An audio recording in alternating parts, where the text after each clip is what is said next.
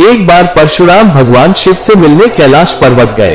भगवान गणेश शिव के आदेशानुसार कैलाश पर्वत के प्रवेश द्वार पर पहरा दे रहे थे। कृपया रुके, आप प्रवेश नहीं कर सकते।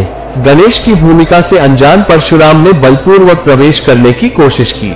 मुझे रोकने की आपकी हिम्मत कैसे हुई? मुझे प्रवेश करने दो या परिणाम भुगतने के लिए तैयार रहो। एक भयंकर युद्ध हुआ, जिसके दौरान परशुराम ने अपना फरसा गणेश पर फेंका, जिन्होंने शांति से इसे अपने एक दांत को काटने दिया, क्योंकि गणेश जानते थे कि परशुराम को ये कुल्हाड़ी उनके पिता भगवान शिव ने दी थी। उस समय से भगवान गणेश को एक दांत के रूप में भी जाना जाता है। बाद में भगवान गणेश ने परशुराम को माफ कर दिया और उन्हें भगवान शिव से मिलने की अनुमति दी।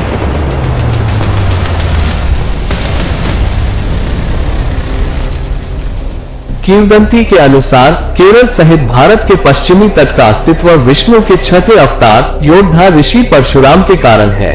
योग्य शत्रुओं की कमी से निराश होकर चेर राजा सेनकुट्टुवन ने अपने भाले को समुद्र में फेंककर उसे घेरने की कोशिश की।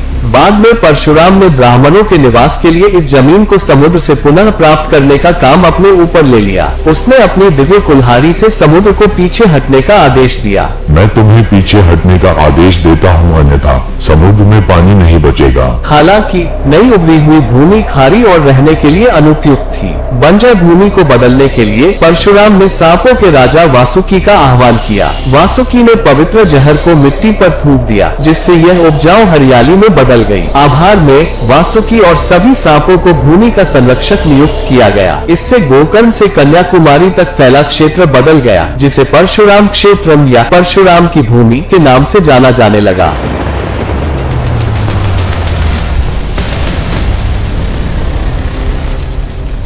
हिंदू पौराणिक कथाओं में चिरंजीवी या अमर परशुराम को कल्कि के पालन पोषण और प्रशिक्षण में महत्वपूर्ण भूमिका निभाने वाला माना जाता है। कल्कि, जो कि विष्णु के भावी अवतार हैं, कलियुग के अंत में प्रकट होंगे। परशुराम, जो अपनी युद्ध क्षमता और बुद्धि के लिए जाने जाते हैं, के बारे में कहा जाता है कि उन्होंने कल्कि को महत्वपूर्ण शिक्षाएं और मार्गदर्शन दिया, जिससे वे धर्म को बहाल करने और अंधकार के युग का अंत करने के अपने दिव्य कर्तव्य के लिए तैयार हो गए।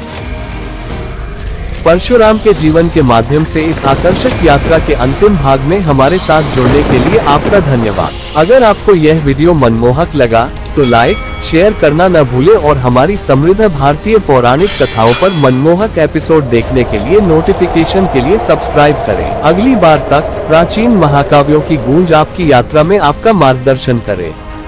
नमस्ते।